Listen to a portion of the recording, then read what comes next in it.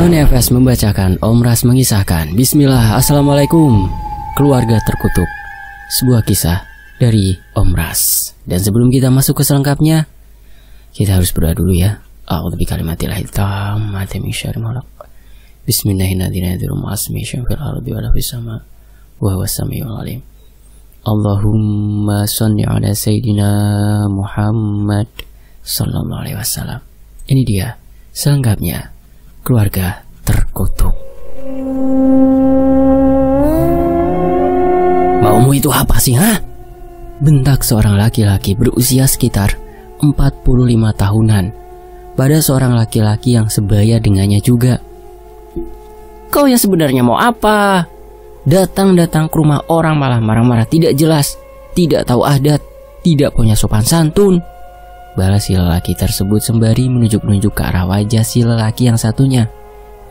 Kasim, kau itu emang sangat licik ya. Warisan kau kuasai sendiri. Cuy, bentak si lelaki yang pertama membentak tadi. Sudah ku bilang, kalau aku tidak pernah mengambil sepeser pun warisan itu, Dahlan. Kau lihat rumahku, kau lihat kehidupanku. Harusnya kau sadar mana mungkin aku yang sudah sangat kaya ini mengambil warisan yang tidak seberapa itu.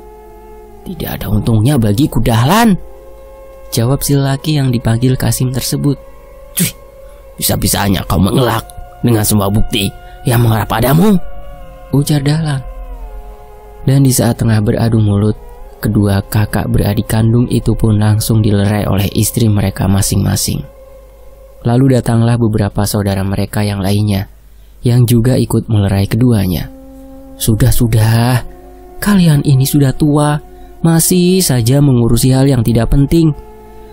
Tidak usah meributkan warisan. Tangan kalian kan masih ada dan masih kuat. Sebaiknya kalian itu giat-giat bekerja, terutama kamu, Dahlan, bentak Sani. Dahlan menarik nafas panjang. Ia agak kesal karena semua saudara-saudaranya berpihak pada Kasim.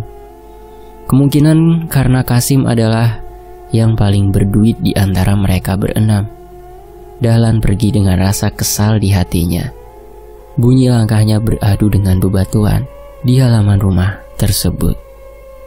Sementara itu di sisi lain, benar kata Asani, sebaiknya kau tidak usah lagi mengungkit-ungkit warisan itu. Mulailah dari sekarang kau giat-giat bekerja. Buktikan pada mereka semua bahwa kau bisa, ucap istrinya di malam itu saat Dahlan tengah duduk di serambi rumahnya, sambil melihat-lihat anak anjing di halaman rumahnya yang kecil itu tengah asyik menyusu pada induknya beralaskan daun dan beratapkan langit malam yang cerah dipenuhi oleh bintang-bintang. Saudara-saudaraku itu memang seperti itu, Rum. Mereka hanya akan membela saudara yang berduit saja. Sudah sejak dulu aku dikucilkan di antara saudara-saudaraku sendiri. Aku benci mereka, ujar Dahlan tanpa menoleh ke arah istrinya. Hush, biar bagaimanapun mereka itu kan masih saudaramu, masih satu keturunan denganmu. Tidak baik ngomong seperti itu, tegur istrinya.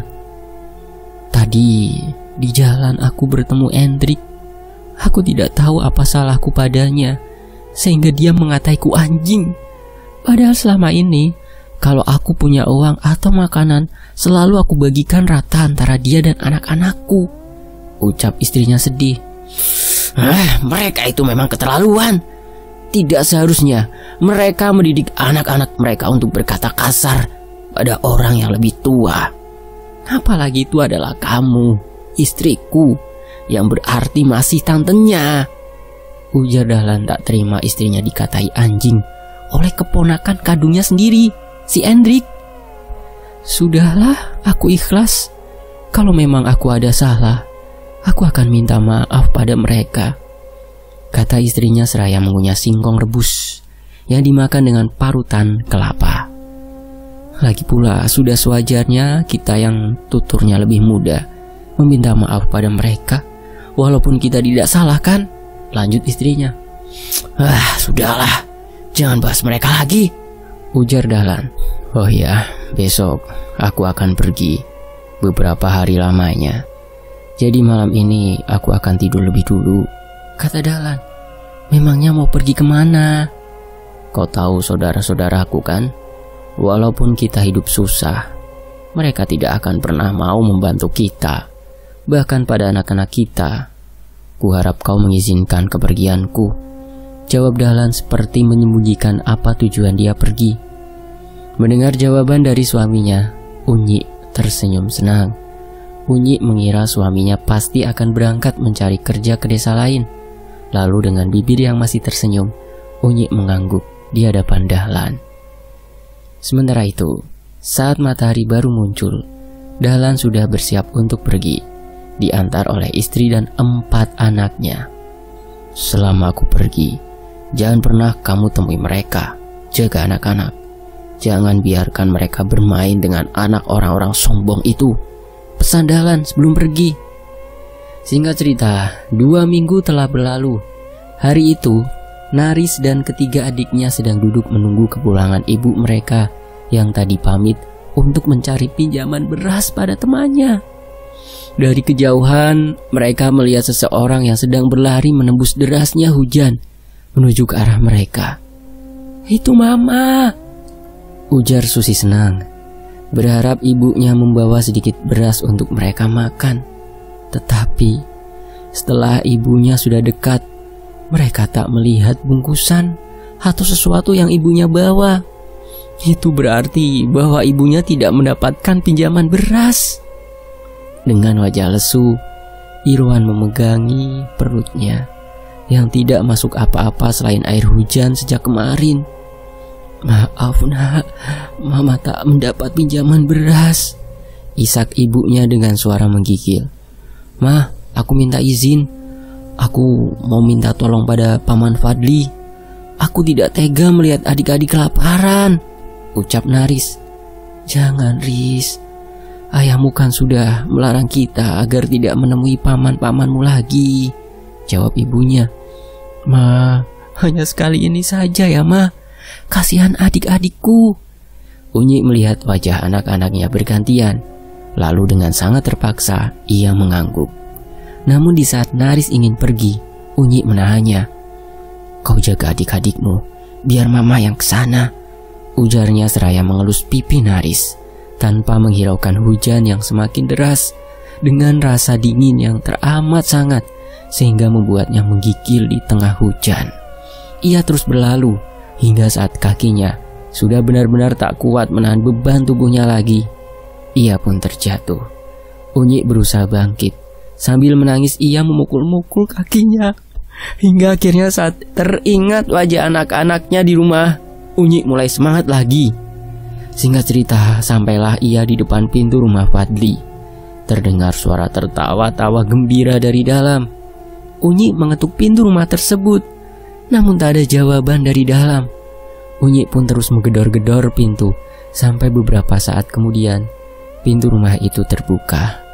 Terlihat seorang wanita yang lebih tua darinya berdiri di depan pintu dengan wajah dingin. "Mau apa kemari? Mau pinjam uang lagi? Atau beras?" ujar wanita yang merupakan istri dari Fadli, kakak nomor 4 oleh Dahlan.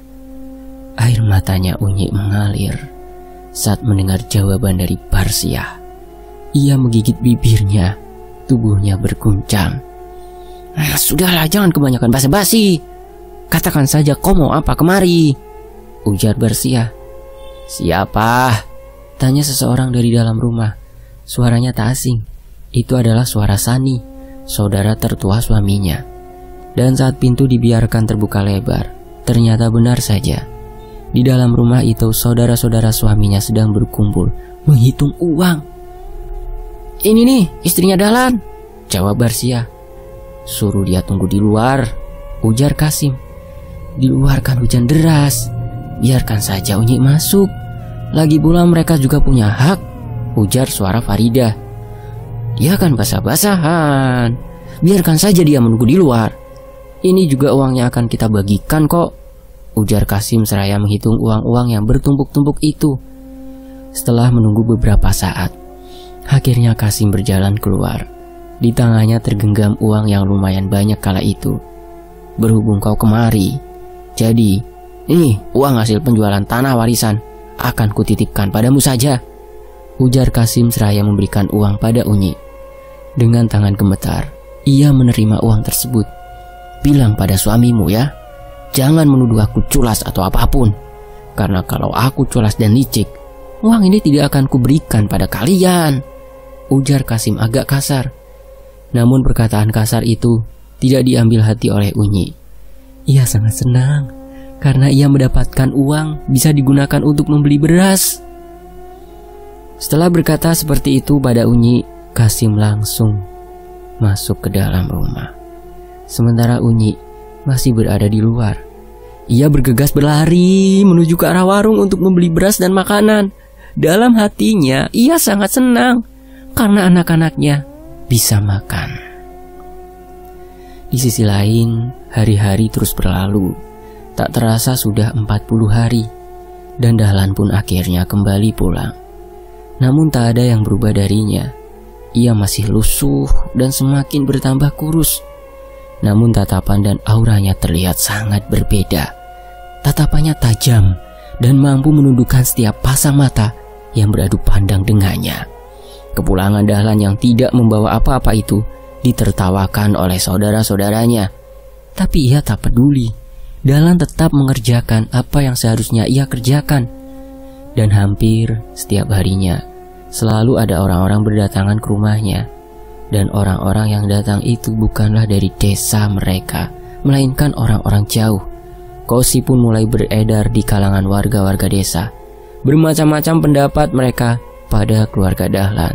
Apalagi sekarang Dahlan sudah mulai lebih baik. Dalam artian lain, ia mulai terlihat bangkit dan mampu membeli berbagai macam barang seperti orang kaya. Pesugihan tuh. Iya, dia dukun santet. Aku rasa itu dia perampok. Begitulah orang-orang di desa menggosipkannya. Bulan-bulan berlalu. Kini keluarga Dahlan sudah lumayan kaya. Ia sudah memiliki beberapa hektar persawahan, kebun dan lain-lain. Bahkan kini saudara-saudaranya yang dulu menghina dan menolak setiap kali Dahlan ingin meminta bantuan beras pun mulai bersikap ramah dan manis pada keluarga Dahlan.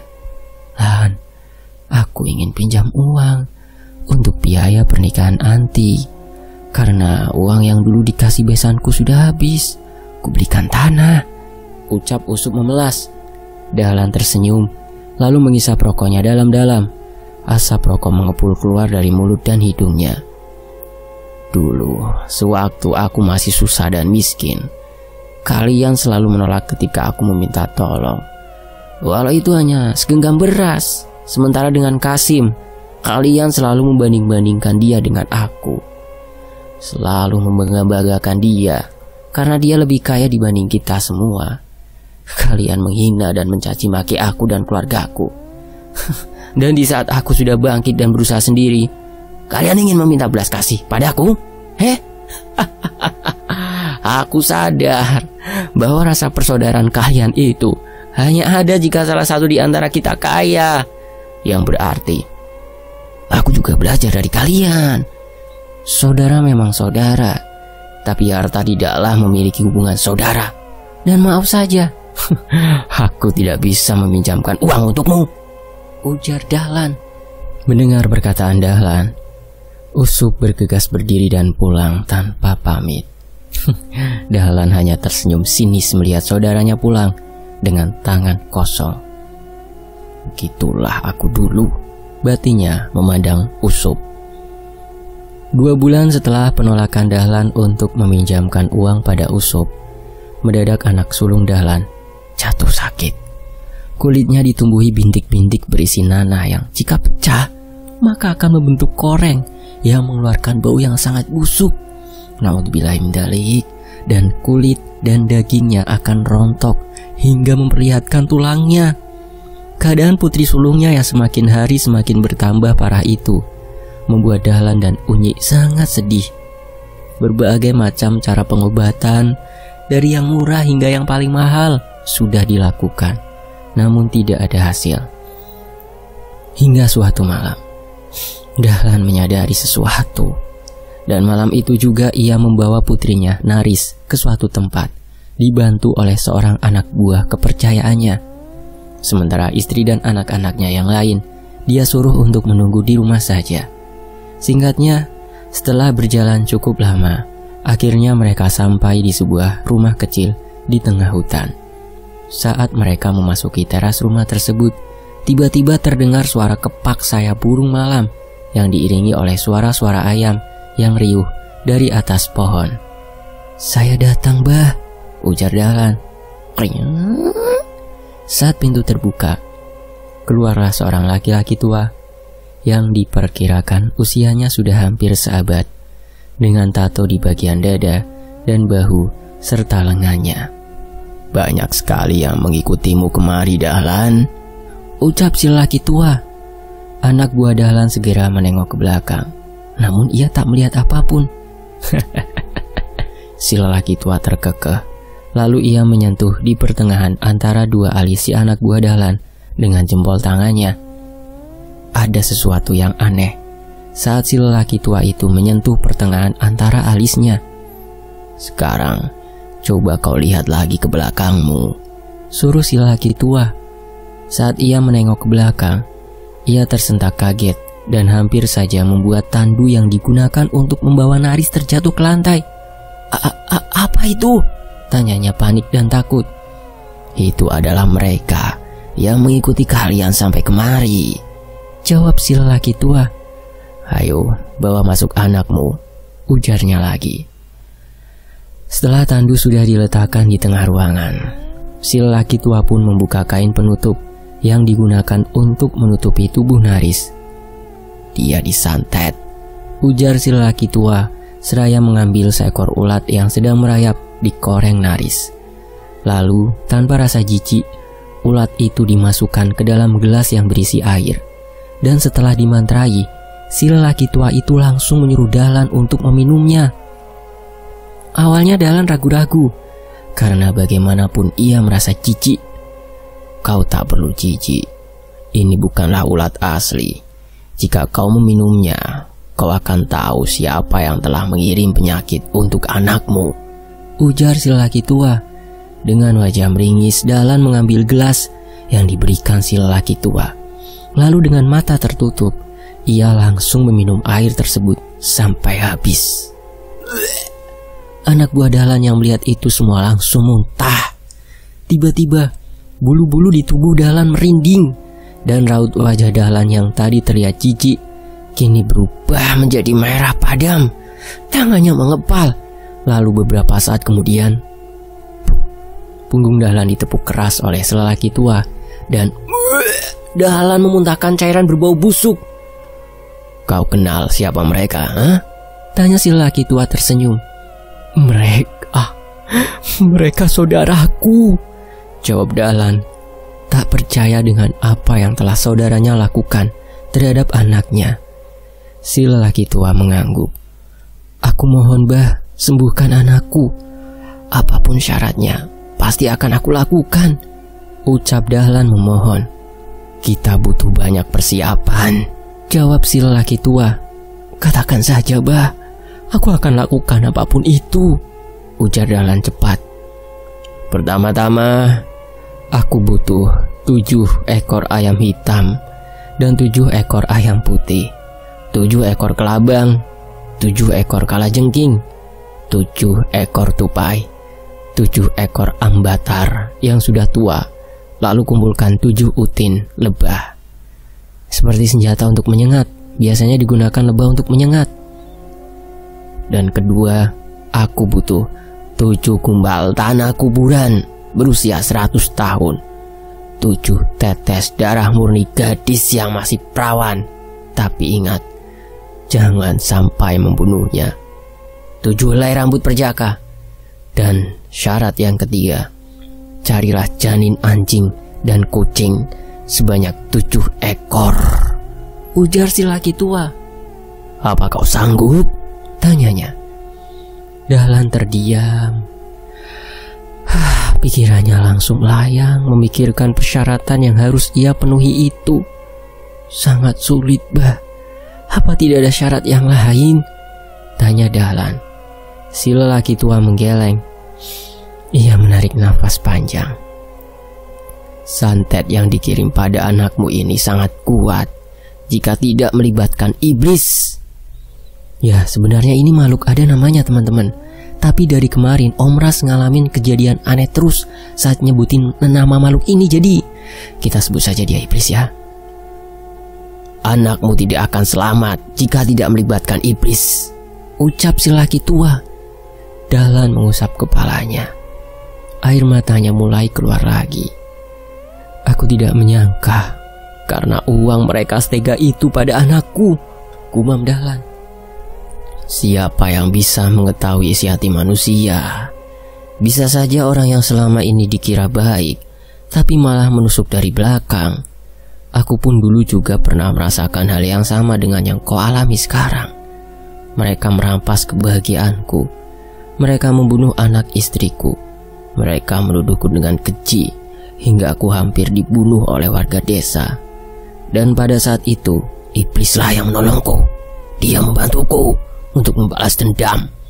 Dan sebagai balasannya, aku akan mengabdi padanya selamanya sampai hari penentuan tiba, ujar si laki tua itu.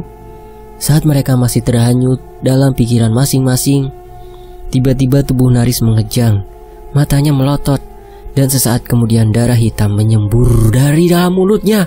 Lalu setelah itu, tubuh Naris menjadi lunglai kembali. Bau busuk merebak di dalam rumah tersebut. Kita tidak punya banyak waktu, Dahlan. Anakmu sudah sangat tersiksa. Jika memang kau tidak sanggup memenuhi semua persyaratan yang kusebutkan di awal, maka lebih baik kita akhiri saja rasa sakit yang diderita anakmu ini, ujar si laki tua. Dahlan tersentak kaget mendengar perkataan lelaki tua itu. Maksud Abah? Tanya Dahlan meninggi. Kita akhiri penderitaannya, jawab si laki tua. Apa kau menyuruhku untuk membunuh anakku sendiri? Tanya Dahlan emosi. Kau sudah lihat keadaan anakmu kan? Apa kau tega melihatnya menderita seperti itu sampai santet tersebut benar-benar membunuhnya? Dahlan menarik nafas berat. Tubuhnya berguncang hebat. Maaf saudagar, menurut saya lebih baik kita berusaha dulu untuk mencari syarat-syarat yang dipinta bapak ini. Saya bersedia untuk membantu saudagar. Saya juga akan menutup mulut saya rapat-rapat dan akan merahasiakan ini semua sampai tiba kematian saya nanti. Lebih baik kita berusaha daripada dia menyaksikan anak saudagar menderita, ujar anak buah Dahlan yang kesetiaannya tidak diragukan lagi. Dahlan terharu mendengar perkataan anak buahnya itu yang terdengar sangat tulus dari hati. Baiklah, aku akan mencari satu demi satu persyaratan itu, apapun yang akan terjadi. Bahkan jika nyawaku sekalipun taruhannya, aku akan terus berusaha mencukupi syarat-syarat itu demi anakku, ujar Dahlan penuh semangat. Di sisi lain, malam itu Dahlan berangkat ditemani oleh anak buahnya mencari persyaratan tersebut agar anaknya bisa disembuhkan. Maaf lagi saudagar, saya rasa lebih baik kita berpencar mencarinya agar kita bisa tepat waktu, usul anak buahnya. Dahlan terdiam sesaat. Usul anak buahnya itu memang benar. Dan setelah itu mereka pun membagi tugas dan berpisah di jalan. Dahlan pergi ke beberapa desa untuk mencari ayam putih dan beberapa syarat lainnya. Namun ayam putih itu terlalu sulit dicari, hingga akhirnya Dahlan memilih untuk mencari syarat yang lainnya, yaitu utin lebah. Singkatnya, di tengah pencariannya, ia pun menemukan sarang lebah di pohon yang lumayan tinggi. Dahlan mencoba memanjat pohon itu. Namun saat akan menyentuh sarang lebah itu, ia disengat beberapa ekor lebah hingga ia hampir saja terjatuh dari atas pohon tersebut. Untungnya, ia masih sempat berpegangan. Dengan penuh perjuangan, Dahlan akhirnya mendapatkan 7 utin lebah. Lalu ia membungkusnya dengan kapas randu. Di tempat lain, anak buah Dahlan sudah berhasil menemukan 7 helai rambut perjaka dan 2 syarat lainnya, yaitu kelabang dan ambatar. 2 hari berlalu, anak buah Dahlan sudah berhasil mendapatkan kalajengking. Namun ia kesulitan untuk mencari ayam hirang. Sementara Dahlan juga sudah berhasil mendapatkan tanah kuburan. Meski ia harus diganggu oleh penampakan-penampakan makhluk halus penunggu pemakaman tua tersebut. Begitu juga saat ia menemukan ayam putih di salah satu rumah lampau di tengah hutan. Terpaksa ia harus membayar dengan harga yang sangat mahal per ekornya. Sekarang tinggal janin anjing dan kucing. Sesaat ia teringat jika ada seekor kucing jalanan yang sering lewat di depan rumahnya. Kucing itu sedang hamil, dan untuk janin anjing, ia tahu kalau anjingnya yang berada di kebun itu tengah hamil besar. Singkat cerita, Dahlan pun pergi ke kampungnya untuk mencari janin anjing dan janin kucing. Namun saat ia sudah berada di perkebunan, ternyata di sana ada beberapa orang yang bekerja pada keluarga Dahlan. "Ada apa ya, saudagar?" tanya salah satu pekerjanya. "Si Ugong kemana?" ujar Dahlan balik bertanya. "Oh, Ugong, sepertinya anjing itu ingin melahirkan, saudagar," jawab si pekerja. "Di mana dia?" tanya Dahlan tegang, takut kalau anjingnya sudah melahirkan. Beberapa orang pekerja itu saling berpandangan, lalu berbarengan menuju ke arah tengah kebunnya. Lalu dengan langkah tergesa, Dahlan menuju ke arah yang ditunjukkan oleh para pekerjanya.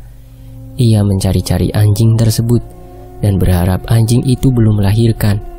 Dan benar saja, anjing itu sedang berbaring. Saat ia melihat Dahlan, anjing itu seperti tidak senang. Ia menggeram dan berusaha lari, mengaum. Namun karena anjing itu sudah sakit perut ingin melahirkan, jadi ia tidak mampu untuk berlari menjauh. Dahlan mengeluarkan pisaunya dan langsung memegangi kepala si anjing. Saat akan membelah langsung perut anjing itu, tangan Dahlan gemetar. Ia tidak tega melihat anjing itu. Namun sesaat kemudian, ia teringat akan keadaan anaknya. Dahlan pun langsung membelah perut anjing tersebut. Suara kesakitan dari si anjing terdengar menyayat hati. Air mata Dahlan seketika menetes. Setelah induk anjing itu mati, Dahlan pun langsung mengeluarkan isi perutnya. Dan ia mendapatkan 8 ekor janin anjing yang masih berada di dalam bungkusan. Dahlan memasukkan 7 janin ke dalam sebuah wadah yang sebelumnya sudah ia sediakan. Lalu Dahlan menguburkan induk anjing dan 1 janinnya. Tinggal beberapa persyaratan saja yang harus ia dapatkan. Di tengah jalan ia melihat anak Kasim, adik dari Hendrik, tengah berjalan sendirian. Sementara itu, di waktu yang lain, hari itu adalah hari perjanjian di mana Dahlan anak buahnya bertemu. Anak buahnya terlihat sudah menunggu kedatangan Dahlan. "Apa kau berhasil?" tanya Dahlan. "Iya, saudagar, saya sudah berhasil mendapatkan semuanya," jawab anak buahnya. "Oh ya, mulai sekarang berhentilah memanggilku saudagar ya. Panggil saja aku kakak," ujar Dahlan seraya duduk di dekat anak buahnya. "Komar, apa kau yakin kalau Naris akan sembuh?" tanya Dahlan. "Saya yakin, karena kakek tua itu benar-benar sakti, Kak," jawab Komar. "Ya sudah, kalau begitu kita antar semua persyaratan ini," ujar Dahlan. Setelah berkata seperti itu, Dahlan langsung mengemasi bawaannya dan langsung berjalan mendahului Komar. Di sepanjang perjalanan, Dahlan lebih banyak diam. Ia teringat tentang anjing dan kucing yang ia bunuh dengan sadis demi mendapatkan janinnya. Singkat cerita, mereka akhirnya sampai di rumah si lelaki tua. Dahlan dan Komar segera masuk, dan ternyata si lelaki tua sudah menunggu dengan wajah sendu. "Kami sudah mendapatkan semua yang Abah pinta," ujar Dahlan. "Sudah terlambat, anakmu sudah mati," jawab si lelaki tua. Dan setelah mendengar jawaban si lelaki tua, Dahlan langsung terduduk lemas. Air matanya tak mampu lagi ia tahan. "Di mana jasadnya?" tanya Dahlan terisak. "Ada di belakang." Dahlan pun langsung bergegas berlari mengambil jasad anaknya yang ditaruh si lelaki tua di belakang rumah, bersiap untuk dikuburkan. Dahlan membuka penutup mayat anaknya, dan setelah terbuka, Dahlan sangat kaget melihat keadaan mengenaskan dari anaknya. Tangannya patah, kakinya juga patah, bahkan lehernya hampir terputus. Dahlan mengira kalau si lelaki tua itulah yang telah membuat anaknya seperti itu. Dengan kemarahannya memuncak, Dahlan langsung berlari menghampiri si lelaki tua itu. "Kau apakan anakku, setan?" teriak Dahlan. "Biak!" Dahlan mendorong si lelaki tua hingga terjatuh. Dan saat Dahlan akan mengajarnya, si lelaki tua meniupkan sesuatu ke arah Dahlan. Dan tiba-tiba tubuh Dahlan menjadi kaku dan susah digerakkan. "Aku tidak melakukan apa-apa terhadap anakmu. Dan kau sendiri pun tahu. Tahu bukan, ha? Masa laluku dulu? Sama sepertimu, kehilangan anak dan istri. Aku sudah mencoba untuk membantu anakmu, tapi lawan kita tidaklah mudah," ujar si lelaki tua. "Sekarang terserah kau saja. Mau percaya aku atau saudaramu, terserah," lanjut si lelaki tua seraya mengusap wajah Dahlan. Lalu Dahlan pun akhirnya kembali bisa bergerak. Nafasnya pun terengah-engah. "Maafkan aku, Bah," ucap Dahlan melunak. "Komar, tolong beritahu istriku tentang Naris," ujar Dahlan sendu. "Jangan, aku ingin mencoba sesuatu. Jika kita tidak bisa membalaskan kematian anakmu, maka mungkin akan lebih baik kalau anakmu sendiri yang membalas dendamnya," ujar si lelaki tua. Dahlan mengerutkan keningnya, tanda tak mengerti apa maksud dari perkataan si lelaki tua. "Kau tidak usah bingung, biar aku yang urus semuanya." Lalu setelah berkata seperti itu, si lelaki tua langsung berjalan ke arah belakang rumah, diikuti oleh Dahlan dan Komar. Sesampainya di sana, si lelaki itu mengambil sebilah bambu, lalu membelah dua bambu itu dan menjadikannya sembilu. Dengan ujung sembilu yang sudah menyerupai mata pisau, si lelaki tua mulai merapalkan bacaan-bacaan yang entah apa artinya. Lalu, dengan tangan yang agak gemetar, si lelaki tua langsung menyayat lengan atas Naris sampai ke bawah menuju nadi. Lalu setelah itu darahnya dipaksa keluar. Namun entah kenapa sepertinya darah Naris sudah tidak ada lagi. Si lelaki tua itu tidak menyerah. Ia kemudian menyayat lengan Naris yang satunya, lalu leher, dan yang terakhir bagian perut. Setelah mendapatkan darah Naris, lelaki tua itu pun langsung menampung darah tersebut. "Kalian tunggu aku di sini saja," ujar si lelaki tua. "Saya mau ikut." "Jangan, aku tidak ingin rencanaku gagal hanya karena kalian ikut," ujar si lelaki tua dengan mata yang melotot. Mendengar itu, Dahlan pun mengurungkan niatnya. Si lelaki tua lalu kembali masuk ke dalam rumah, mengambil sesuatu yang entah itu apa. Saat si lelaki tua sudah kembali ke belakang rumah, ia langsung menyuruh Dahlan dan anak buahnya untuk masuk ke dalam rumah, karena ia akan berangkat membawa jasad dari Naris. Dahlan mendekati anaknya. Ia tak mampu menahan air mata. Lalu Dahlan dibawa masuk oleh Komar ke dalam. Saat berada di dalam rumah, Komar meninggalkan Dahlan yang masih menangisi anaknya. Lalu Komar mengintip melalui celah-celah ke arah si lelaki tua. Dan ternyata lelaki tua renta itu dengan sangat mudahnya mengangkat jasad Naris dan membawanya menuju ke dalam hutan. Komar terdiam. Ia merasakan sesuatu yang membuat nyalinya menciut. Akan terjadi sesuatu, gumamnya pelan. Di sisi lain, sudah 3 hari berlalu. Dahlan pun sudah pulang ke rumahnya. "Apa Naris baik-baik saja?" tanya istrinya. Dahlan diam membisu, tak tahu harus menjawab apa. Bagaimanapun ia tak boleh membocorkan semua yang telah ia lakukan bersama Komar dan si lelaki tua kepada istrinya. "Aku mau tidur dulu, rasanya capek sekali," ujar Dahlan kemudian pergi meninggalkan istrinya. Begitulah seterusnya sampai beberapa hari ke depan. Dahlan selalu menghindar atau mengalihkan pembicaraan jika istrinya mempertanyakan keadaan Naris. Suatu malam, saat Dahlan sedang tidak ada di rumah, istrinya kedatangan tamu yang terus-menerus mengetuk pintu. Ia berpikir mungkin saja itu adalah salah satu saudara suaminya. Namun setelah sekian lama pintunya tidak dibuka. Lalu terdengar ketukan di bawah lantai kayu tepat di bawah istrinya Dahlan sedang rebahan. "Mah," panggil suara dari bawah. Suara itu terdengar tidak asing di telinganya. "Naris," batinya. Lalu ia pun bergegas menuju ke arah pintu rumah. "Krieng." "Mah," ucap seseorang yang tepat berada di depan pintu. "Astaga, bagaimana bisa kau secepat ini, Riz?" ujar ibunya kaget. Naris tersenyum. Senyumannya sangat dingin. Wajahnya pun sangat pucat. "Kau baik-baik saja kan, Riz?" tanya ibunya. Naris mengangguk pelan. Lalu ia masuk ke dalam rumah. "Adik?" tanya Naris. "Mereka sudah tidur, Nak. Kamu dari mana saja, Riz?" "Aku sudah pulang," jawab Naris. Sikap dan gerak-gerik Naris sangat aneh. Ia tidak seperti Naris yang dulu lagi. Dan tiba-tiba terdengar suara ketukan lagi di pintu. Istrinya Dahlan pun segera berjalan ke arah pintu. Dan saat pintu terbuka, Dahlan dengan wajah pucat, basi, tergopoh-gopoh masuk ke dalam rumah lalu mengunci pintunya rapat-rapat. "Kau kenapa?" tanya istrinya. Dahlan terdiam, sementara nafasnya masih terasa berat. Ada hantu," jawab Dahlan akhirnya. "Hantu?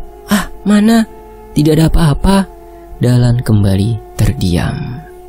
Ia enggan menceritakan apa yang sebenarnya ia lihat tadi. Tiba-tiba mereka dikejutkan oleh suara teriakan dari anak-anaknya yang lain. Mereka pun bergegas berlari ke arah suara teriakan anak-anaknya. Dan sesampainya di asal suara, mereka sangat kaget melihat salah satu anaknya mengalami sakit yang sama persis dengan Naris dulu. "Apa-apaan ini? Ini pasti ulah mereka. Aku akan menemui mereka langsung," ujar Dahlan seraya berjalan ke arah luar rumah. Dan saat berada di halaman rumahnya, ia menatap ke atas atap. Dan ternyata di sana ada dua cahaya merah saling berkejar-kejaran. Dahlan semakin geram dan emosi. "Brek, brek, brek, brek." Suara pintu yang digebrak-gebrak oleh Dahlan. Dan ternyata itu adalah rumah Sani. Tak ada jawaban dari dalam. Setelah beberapa saat menunggu, akhirnya Dahlan memutuskan untuk merusak pintu tersebut. Dan dengan peralatan seadanya, Dahlan akhirnya bisa merusak pintu itu. Namun saat ia masuk ke dalam, ternyata tak ada siapa-siapa di dalam rumah tersebut. "Bangsat, kemana mereka?" bentak Dahlan. Lalu dengan langkah tergesa, Dahlan langsung menuju ke arah rumah saudaranya yang lain. Ia mencari mereka di rumahnya satu persatu. Dan saat tiba di rumah Kasim, ia mendengar suara gelak tawa dari saudara-saudaranya. Tanpa permisi, Dahlan langsung memaksa masuk. Dan ternyata di sana saudara-saudaranya sedang duduk mengelilingi benda-benda yang biasanya hanya ada di tempat-tempat perdukunan. Tanpa ampun, Dahlan langsung menghajar salah satu saudaranya. Sementara saudaranya yang lain pun tidaklah tinggal diam. Mereka langsung ikut meroyok Dahlan. Brak, brak, boom. Suara keras di atas atap menghentikan perkelahian mereka. Wajah dan tubuh Dahlan sudah babak belur. Sementara saudaranya langsung duduk membentuk lingkaran. Mereka mulai membaca sesuatu.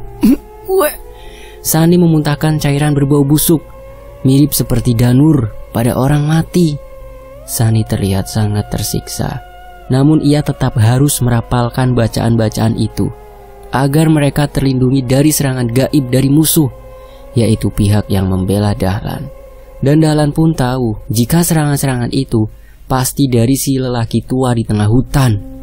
Lalu Dahlan mencoba bangkit dan dengan tertatih-tatih, ia dengan emosinya langsung memporak-porandakan semua benda yang dikelilingi oleh saudara-saudaranya. Dan tentu saja itu membuat fokus saudara-saudaranya teralihkan. Dan saat mereka tak lagi merapalkan mantra itu, tiba-tiba satu persatu saudaranya ambruk dengan tubuh yang menggelepar-gelepar. Tinggallah satu orang, yaitu Kasim, yang masih tetap membaca mantranya. Sambil memejamkan matanya, ia mencoba fokus. "Kau tahu, akulah yang mengambil darah anakmu pada waktu itu," ujar Dahlan yang membuat Kasim seketika menghentikan membaca mantranya. Ia langsung berdiri, menatap lekat ke arah Dahlan. "Bangsat!" teriak Kasim. "Kalian yang memulai lebih dulu. Anakku mati karena ulah kalian." bentak Dahlan bersiap menghadapi serangan fisik dari Qasim. Perkelahian fisik pun terjadi.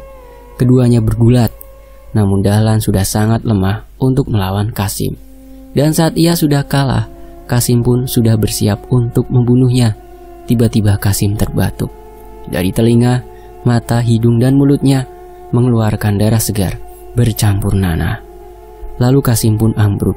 Mereka semua terkapar di rumah itu. Hingga keesokan harinya, istri-istri saudaranya datang.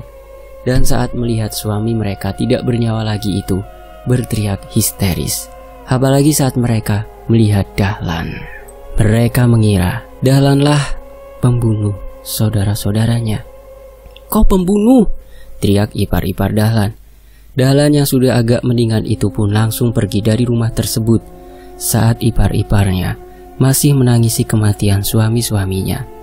Dahlan pulang ke rumah dengan wajah dan tubuh yang babak belur. "Kau dari mana saja? Kenapa jadi seperti ini?" tanya istrinya beruntun. "Bawa anak-anak pergi dari rumah ini. Kita tidak aman sekarang." Alih-alih menjawab pertanyaan istrinya, Dahlan malah mengatakan hal yang cukup membingungkan istrinya. "Memangnya ada apa?" "Sudah, jangan banyak bertanya. Sekarang juga kumpulkan anak-anak dan kita pergi secepatnya dari sini," ujar Dahlan. Dengan tergesa-gesa istrinya pun langsung pergi untuk memanggil anak-anaknya. Singkatnya beberapa saat kemudian, ia dan anak istrinya, kecuali Naris, pergi dari desa itu melewati jalan hutan. "Naris bagaimana? Memangnya kita mau kemana dan ada apa sebenarnya? Kenapa kita harus pergi?" tanya istrinya. "Mereka semua mati dan istri-istrinya menuduh aku yang membunuh suami-suami mereka," jawab Dahlan. "Lalu siapa yang membunuh?" "Abah di tengah hutan." "Naris bagaimana? Kalau kita pergi dari desa, lalu apa mereka tidak menangkap Naris?" "Baiklah, aku akan mengatakan sejujurnya. Sebenarnya Naris sudah meninggal. Dia mati secara mengenaskan karena ulah dari saudara-saudaraku." Istrinya Dahlan menghentikan langkah kakinya. Ia menatap lekat ke arah Dahlan. "Kau bohong kan? Naris masih hidup, tadi malam dia pulang." "Untuk apa aku bohong? Naris memang sudah mati," ujar Dahlan seraya menceritakan apa yang terjadi sewaktu ia membawa anaknya ke tempat si lelaki di tengah hutan. Istrinya begitu tak menyangka. Ia sangat sedih dan terpukul. Anak gadis yang sangat ia sayangi mati oleh keserakahan saudara-saudara suaminya. "Makanya aku tidak ingin menceritakannya padamu, karena aku tahu kau pasti akan sangat terpukul. Aku pun sama. Tapi kita tidak boleh berlarut-larut dalam kesedihan ini. Kita harus cepatnya pergi dari sini, karena anak-anak kita dalam bahaya jika sampai mereka menemukan kita," ujar Dahlan. "Saudara-saudaramu itu memang keterlaluan."